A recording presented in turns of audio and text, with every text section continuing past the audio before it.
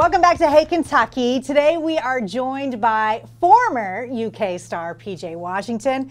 Is that weird to hear? Still former now that you're on to bigger and better things? Yeah, that's definitely the first time I heard that. So I mean, it's kind of weird. Just I think it was just like a couple weeks ago that I was playing in the Kentucky uniform. I know, and I almost tear up when you say it was a couple weeks ago because it should have ended Monday night. I know that was what you and your team had hoped as well. Did you watch the championship game, or were you like, nah, man, I'm out?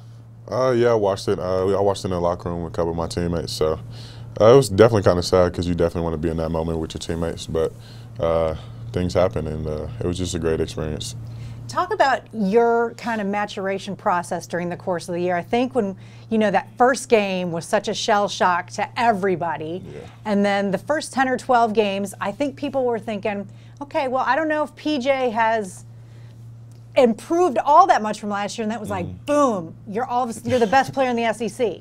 Yeah, I mean, was there something that sparked that, or was it, what happened there? Because you all of a sudden were literally the best player in the conference.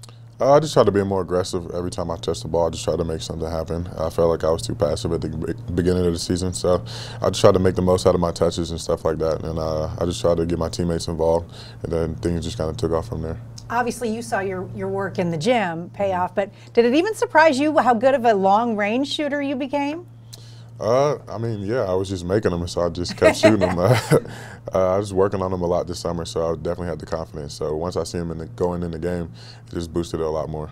So this has got to be like the most exciting part of your life so far. I mean, you're going to fulfill what I assume was probably a dream you've had since you're a little kid. You're going to be an NBA player. Are there nerves? Is it excitement? What are your kind of emotions in thinking about that? I'm definitely more excited than nervous. I've been dreaming about this all my life, so just to be in this position, I'm blessed and just thankful that for all the people that have been helping me. And you probably know the guys you played with last year who are now in the league, and probably some other guys. Have they given you advice? Have you reached out to them what this process is going to be like, what the draft is like? Yeah, I mean, I talked to my teammates last year. We talk to them all the time. So the biggest thing that they tell me is just the speed of the game is a lot different, and you just so much travel and stuff like that, and it's a long season. So I just got to get used to it. Is there a guy that you would maybe be starstruck playing against? Playing against? Not really. I mean, I played against LeBron in the camp when I was younger. So I mean, that's the best of the best. That's so, the, right. Yeah. If you're not like a little bit starstruck by LeBron, who's really going to do it for you, right? Yeah. I mean, is there anyone that you would like to play with, or is there a team that you grew up loving? I know you'll go play anywhere and be happy about it, but. I really don't have a team I'd rather play for. I'd just rather play with one of my teammates from last year. It doesn't matter which one, just one of them. Well, that's the thing with Kentucky is like, yeah, everywhere. I took my son on spring break to the Pacers-Celtics game, and I'm like, this is the one freaking NBA game that doesn't have a former Wildcat playing. I can't believe that this is the game I went to. But you guys are all over the place. Yeah, I mean, there's a lot of teams in the league with UK guys. So, I mean, I think it's just special just to have a university like this to where you just have so many guys going up there trying to make their dreams come true, and just it's special to be a part of it.